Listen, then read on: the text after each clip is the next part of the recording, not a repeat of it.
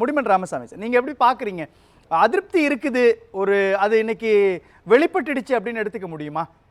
எம்எல்ஏக்களுடைய கூட்டத்தில் பங்கேற்காம புறக்கணிக்கிறாரு அல்லது கலந்துக்காம போகிறாரு அப்படின்றதும், சபாநாயகரை போய் தனியாக பார்க்குறது அப்படின்ற நிகழ்வுன்றது ரொம்ப நார்மலைஸ்டான விஷயமா, நாம தான் மிகைப்படுத்தி பேசுகிறோமா?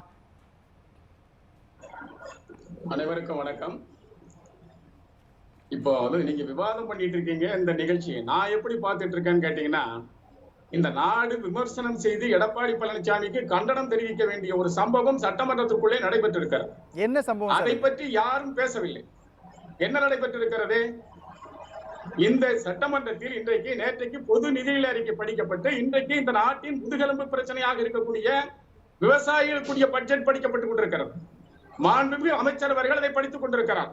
ஆனால் பொறுப்புள்ள எதிர்கட்சியாக இருந்து அமைச்சர் என்ன படிக்கிறார், இந்த மக்களுக்கான செய்தி அதில் என்ன வந்து கொண்டிருக்கிறது, எந்த செய்திக்கு என்ன அழுத்தம் கொடுத்து படிக்கிறார் என்றெல்லாம் கவனிப்பதை விட்டுவிட்டு இவர் அங்கே போய் பேசுகிறார், அவர் இங்கே போய் பேசுகிறார், இங்கே பேசியதை செங்கோட்டையிடம் பேசியதை இவரிடம் வந்து சொல்லுகிறார் என்று இவர்கள் சட்டமன்றத்தை கேலி கூத்தாக்கி அங்கே அமர்ந்து கொண்டு அவர் இங்கே பேசுவதும் இவர் அங்கே பேசுவதும் இருந்தால் அந்த உறுப்பினர்கள் அனைவருடைய கவனமும் எங்கே இருந்திருக்கும்? சட்டமன்றம் என்ன இவர்கள் சமாதான கூடமா? இவர்கள் சமாதானம் பேசுவதற்கு இந்த நாட்டு மக்களுடைய மாண்பை பற்றி பேசிக் கொண்டிருக்கிற போது, இந்த மரியாதைக்குரிய உழவர் பெருமக்களை பற்றி பேசிக் கொண்டிருக்கிற பட்ஜெட்டிலே கவனம் செலுத்தாமல், யாரும் அதற்கு ஒரு முக்கியத்துவம் கொடுக்காமல் இவர்களுடைய எதிர்கட்சி தலைவரா அவருடைய பணியை செஞ்சுதானே செஞ்சிருக்கிறாரு. அவர் நேற்றைக்கு கூட பட்ஜெட்டினுடைய நிகழ்வுல கூட அவர் பங்கேற்று பேசினாரு. இன்றைக்கு தலைமைச் செயலகத்துல வெளியில வந்து செய்தியாளர் சந்திக்கிறப்ப கூட நிறைய விமர்சனம் வைத்தாரு பட்ஜெட் மேல. ஒரு நிமிஷம் சார், இன்னைக்கும் நான் அதைத்தான் சொல்றேன். வெளியே வந்து கேட்கிற போது செங்கோட்டையின் விஷயத்தை பற்றி கேட்கிற போது சொல்லுகிறார், அவரை பற்றி பேசுவதற்கு இந்த இடம் தகுந்த இடம் இல்லை என்று சொல்கிறார். அப்படியானால் சட்டமன்றம் தகுந்த இடமா? என்ன செஞ்சிருக்கணும்னு நினைக்கிறீங்க? என்ன தவறு செஞ்சிட்டாரு செங்கோட்டையின் வேண்டும்? இன்றைக்கு இல்ல, சட்டமன்றத்திற்குள் அதை தவிர்த்திருக்க வேண்டும். அப்படி ஒரு சம்பவத்தை அங்கே நடத்தி இருக்க கூடாது. இல்ல, அப்படித்தானே அவர் செஞ்சாரு. பேசுவதற்கு அல்ல சட்டமன்றம். இல்ல, எனக்கு புரியுது முடிமன் ராமசாமி. ஒரு பத்திரிகையாளர்கள் கேட்கிறாங்க, செங்கோட்டையன் தனியா போய் சந்திக்கிறாரு, புறக்கணிக்கிறாரா அப்படின்னு கேள்வி கேட்கிறப்போ அவர் பதில் சொல்லிதானே ஆகணும். என்ன பண்ணிருக்கணும்? அது வேற சப்போஸ் சார், நீங்க குழப்பாதீங்க. நான் பேச அதுக்கு பின்னாடி வரேன். நான் இந்த சட்டமன்றத்தில் இன்றைக்கு எடப்பாடி பழனிசாமியும் அவரது சகாக்களும் எப்படி சட்டமன்றத்தின் மாண்பை கெடுத்திருக்கிறார்கள் என்று பேசுகிறேன். அது முக்கியமானது. இது அத்தனை பேரும் கண்டனம் தெரிவிக்க வேண்டும். எடப்பாடி பழனிசாமியை விமர்சனம் செய்து கண்டனம் தெரிவிக்க வேண்டும். என்னுடைய கடுமையான கண்டனத்தை தெரிவித்துக் கொண்டு நான் பேச வருகிறேன். பேசுங்க. இப்ப அண்ணன் செங்கோட்டையனை பத்தி கேக்குறீங்க. செங்கோட்டையனுடைய பிரச்சனை என்பது நேற்று இன்று ஆரம்பித்த பிரச்சனை அல்ல, 2 நாட்களுக்கு முன்பாக ஆரம்பித்த பிரச்சனையும் அல்ல. அண்ணன் சியாம் அவர்கள் சொல்லியதை போல அத்திக்கடவு அவிநாசி அந்த விழாவிலே கரு கொண்டது, புரட்சி தலைவருக்கான விழாவிலே அது உருக்கொண்டது, வேலுமணியினுடைய திருமண விழாவிலே அது வாமன அவதாரம் பெற்று இன்றைக்கு அது விஸ்வரூபமாக உயர்ந்திருக்கிறது. இன்னைக்கு என்ன நடந்திருக்கிறது? அசாதாரணமான ஒரு சூழ்நிலை. இன்றைய தினம் இன்றைக்கு சட்டமன்றத்திலே அசாதாரணமான ஒரு சூழ்நிலை. என்ன சூழ்நிலை? சபாநாயகர் அப்பாவு அவர்கள் மீது நம்பிக்கையில்லா தீர்மானம், அவருடைய பதவி விலக வேண்டும் என்பதை பற்றி அதிமுக ஒரு முடிவெடுத்துக் கொண்டிருக்கிறது. இப்படிப்பட்ட ஒரு சூழ்நிலையில் அதிமுகவை சேர்ந்த ஒரு உறுப்பினர், அவரே சட்டமன்ற உறுப்பினர், அவருடைய சபாநாயகருடைய அலுவலகத்திலே போய் அங்கே அமர்ந்து கொண்டு அவரோடு பேசிக் கொண்டிருக்கிறார். ஆடு இங்கே பகை பாராட்டி கொண்டிருக்கிறது, குட்டி அங்கே உறவாடி கொண்டிருக்கிறது. எப்படி சரியானது? ஏன் இந்த நிலை எதற்காக ஏற்பட்டது? அதற்கு காரணம் எடப்பாடி பழனிசாமி அவர்களுடைய போக்கு பிடிக்காமல் தான் அவர் பெயரை கூட உச்சரிப்பதில்லை. அண்ணன் செங்கோட்டையன் அவர்கள் அவர் பெயரை கூட உச்சரிப்பதில்லை. இல்ல, நீங்க இதுல ஒரு நிமிஷம் முடிமன், இதுல நீங்க ஒரு விஷயத்தை தவறு செய்யறீங்க தெரியுதுங்களா? செங்கோட்டையன் அதிமுக ஒரு நம்பிக்கையில்லா தீர்மானம் அல்லது பதவி விலகணும்ன்ற ஒரு டிமாண்டை கொண்டு வராங்கன்னா அந்த இடத்துக்கு செங்கோட்டையன் வந்து திமுகவுக்கு ஆதரவா செயல்பட்டுடுவாரா? அவர் இபிஎஸ்க்கு முன்னாடி அரசியல் இருந்தவர் சார். அவரு செயல்படுறாரு. அவர் சத்தியமங்கலத்துல எம்எல்ஏவா இருந்தார் சார். எம்ஜிஆர் காலத்துல இருந்து அவர் அரசியல் இருக்கிறவர். எனக்கு செங்கோட்டையனை பத்தி யாரும் பாடம் தர வேண்டாம். நான் தலைவர் காலத்துல அவர் கூட அரசியல் பண்ணவன். அந்த இடம் புரியல எனக்கு. அந்த இடம் புரியல. ஒரு மூத்த இருங்க சார், நான் சொல்றது கொஞ்சம் கவனிங்க. ஒரு மூத்த உறுப்பினர் எப்படி நடந்து கொள்ள வேண்டும் என்று அவருக்கு யாரும் கற்றுக் கொடுக்க வேண்டியதில்லை. அப்படி இருக்கிற போது அந்த மரபுகளை மீறி அவர் சபாநாயகருடைய அலுவலகத்திலே போய் அமர்ந்திருக்கிறார் என்று சொன்னால் அங்க என்ன பொருள் என்றுதான் நான் கேட்கிறேன். என்ன பொருள் நீங்க நினைக்கிறீங்க?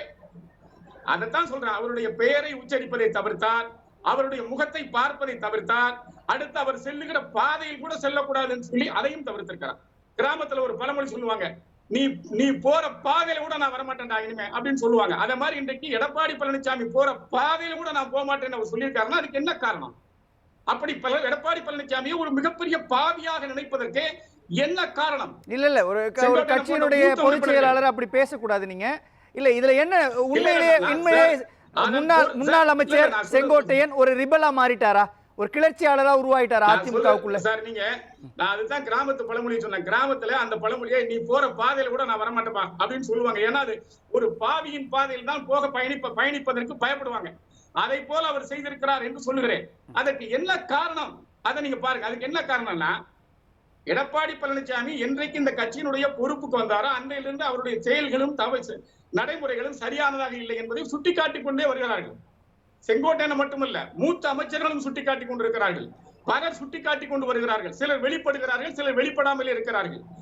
அண்ணன் செங்கோட்டையனை பொறுத்தவரையில் இப்ப சந்திக்க வேண்டிய தேர்தலை நாம் எப்படி சந்திக்க வேண்டியிருக்கிறது என்பதை பற்றி அவர் சொல்லுகிறார். இந்த நிலையெல்லாம் நாம் சந்திக்க வேண்டியிருக்கிறது, இப்படியெல்லாம் சந்தித்தால்தான் வெற்றியை பெற முடியும் என்று சொன்னால் எடப்பாடி பழனிசாமி எதையும் காதில் வாங்கிக் கொள்வதில்லை. நான் தான் தலைவன் என்ற ஆணவத்திலும் அகம்பாவத்திலும் தான் அவருடைய முடிவுகள் அமைந்து கொண்டிருக்கிறது. இல்ல அந்த நீங்க சொல்றத புரிஞ்சுக்க முடியுது முனியமன் ராமசாமி. ஆனா எந்த புள்ளியில அதிமுகவினுடைய தோல்வி குறித்து விமர்சனம் முன்வைத்தார் செங்கோட்டையன்? அப்படி எதுவும் இல்லையே. அவர் சொன்னாரு, அந்தியூர் சட்டமன்ற தொகுதியை நாம இழந்ததுக்கான காரணம் துரோகத்தால் விழுந்தோம் அப்படின்னு சொல்றாரு. அதை கூட யாரை சொன்னாங்க அப்படின்றதுக்கான விளக்கணத்தை பின்னாடி சொல்லிட்டார் இல்லையா? அந்த இடத்துட்ட அதிமுகவினுடைய தலைமையோ அல்லது இபிஎஸ் பொதுச் செயலாளர் என்ற தலைமையோ அவர் கிரிட்டிசைஸ் பண்ணவே இல்லையே சார். அதுதான் சார் அதனுடைய உட்பொருள் தானே சார். அது துரோகிகளால் தான் வீழ்ந்தோம் என்று சொன்னால் யார் அந்த துரோகிகள்? ஏற்கனவே நீங்க சொன்ன துரோகிகள் எல்லாம் வெளியேற்றியாச்சு. இப்ப வீழ்ச்சி அடைஞ்சிருக்குன்னா அந்த துரோகிகள் யார்? அப்ப இன்னும் கழகத்தை வழிநடத்தி கொண்டிருக்கிற துரோகிகள் இருக்கிறார்கள் என்பதுதானே பொருளே. இது கூட நம்ம புரிஞ்சுக்கிட முடியாதா? என் தம்பி அக்னீஸ்வரன் சொல்றாரு, என்ன திமுகவுல எவ்வளவு பிரச்சனை நடக்கு, அதெல்லாம் நீங்க பேசுறீங்களா? ஏன் அதிமுக நடக்கிற மட்டும் ஊடகங்கள் அப்படி பேசுறீங்கன்னு? தம்பி ஒண்ணு தெரிஞ்சுக்கோங்க, மக்கள் பேசுறான் தம்பி. மக்கள் எதை பேசுகிறார்களோ அவர்களுடைய கவனத்தை ஊடகங்களுக்கு வரும். மக்கள் வீதி எங்கும் தெருவெங்கும் நாடெங்கும் இன்றைக்கு என்ன பேசிக் கொண்டிருக்கிறாள்? புண்ணியவான் புரட்சி தலைவர் எம்ஜிஆர் ஆரம்பிச்ச கட்சிக்கா இப்படி ஒரு நிலைமை என்று நாடு முழுவதும் தினமும் கவலைப்பட்டுக் கொண்டிருக்கிறது. ஒவ்வொரு வீதியிலும் ஒவ்வொரு ஆண்மகன் பெண் பிள்ளைகள் இடத்துல எல்லாம் கவலைப்பட்டுக் கொண்டிருக்கிற இந்த கட்சி ஒன்றிணையாதா? இந்த கட்சி ஜெயிக்காதா? இந்த கட்சி ஆட்சிக்கு வராதா? புரட்சி தலைவரின் புகழ் பாடாதா என்று மக்கள் ஏங்கிக் கொண்டிருக்கிறார்கள். அந்த இயக்கத்தின் கவலை ஊடகங்களுக்கு வருகிறது. எனவே ஊடகங்கள் அதிமுகவை முன்னிலைப்படுத்தி இது போன்ற வாதங்களை நடத்தி கொண்டிருக்கிறது. உங்க அனுமதியோட நீங்க அக்னியை நேரடியா குறிப்பிட்டதுனால அவர்கிட்ட நான் போறேன். என்ன பதில் சொல்றீங்க அக்னி? போயிட்டு வாங்க. இன்னைக்கு வேளாண் நிதிநிலை அறிக்கை, இப்போ அந்த பிரச்சனையில் சென்ற ஆண்டு எவ்வளோ கொடுத்தாங்க, இந்த ஆண்டு 45,000 கோடி, எவ்வளவு பாதிப்பு, எவ்வளவு நடைமுறைப்படுத்த முடியும், சாத்தியக்கூறுகள் என்ன, அதை பற்றினா பரவாயில்ல. ஆனால் இந்த உள்கட்சி விவரம் தான் 4 வருஷமாக பேசிக்கிட்டு இருக்கீங்களே. இது உச்சநீதிமன்ற தீர்ப்புக்கு போனதற்கு பிறகும் பல வழக்குகளை நீங்க தானே போட்டீங்க. அப்படி இருந்தும் இங்க ஏன் இது பண்றீங்க அப்படின்னா, இன்னைக்கு 1000 கோடி ஊழல் தமிழ்நாட்டில் நடந்திருக்குது, மதுபான ஊழல் ரைடு. ஆனால் ஏன்னா அந்த உள்கட்சி பிரச்சனையினால் உள்கட்சி அதிமுக ஆளுங்கட்சியா? அதிமுகவா 1000 கோடி மதுபானத்தில் ஊழல் லஞ்சம் வாங்கிச்சு? இல்லையே. அதை பத்தி யாரும் பேசுறது இல்ல. அப்படி என்றால் மக்கள் பேசுவார்கள், நான் இல்லை என்று சொல்லவில்லை. ஆனால் அரசாங்கத்தின் தவறுகளை யாரும் பேசாமல் இருக்கிறீர்களே. அவருக்கு பதில் சொல்லுங்க. அவர் என்ன? அவர் அதான் கேட்கிறாரு, ஏன் இதை பத்தி பேசுறீங்கன்றதுக்கு முடிமன் ராமசாமி ஒரு விளக்கம் கொடுக்கிறார். முடிமன் ராமசாமி ஒரு சின்ன விளக்கம் எனக்கும் தேவைப்படுது. அதாவது இப்ப சற்று முன்பாக செங்கோட்டையன் அவர்கள் என்ன சொல்லியிருக்காங்கன்னா, நான் மட்டும் சந்திக்கல, இன்னும் 4-5 எம்எல்ஏக்கள் வந்து சந்திச்சாங்கன்னு சொல்லியிருக்காரு. யார் அந்த சார்கள்? இதுல சார்கள் வேற இருக்கிறாங்களா சார்? இந்த அவரே தான் சொல்லியிருக்காரு. ஜஸ்ட் நோ கூட 4-5 எம்எல்ஏக்களும் வந்தாங்கங்க, இதெல்லாம் வழக்கம் தான் அப்படின்றாரு. அதாவது அவர் சொல்றது என்னன்னா, தொகுதி பிரச்சனைகளை பத்தி பேசன்னு. இப்படித்தானே முதல்ல எல்லாமே ஆரம்பிக்குது. தேமுதிக எப்படி உடைஞ்சது? இப்ப ப்ராப்ளம் இருக்குதா? சொல்றாங்க இப்ப ஜஸ்ட் அவரே தான் சொல்றாரு, செங்கோட்டையன் அவர்களே சொல்றது.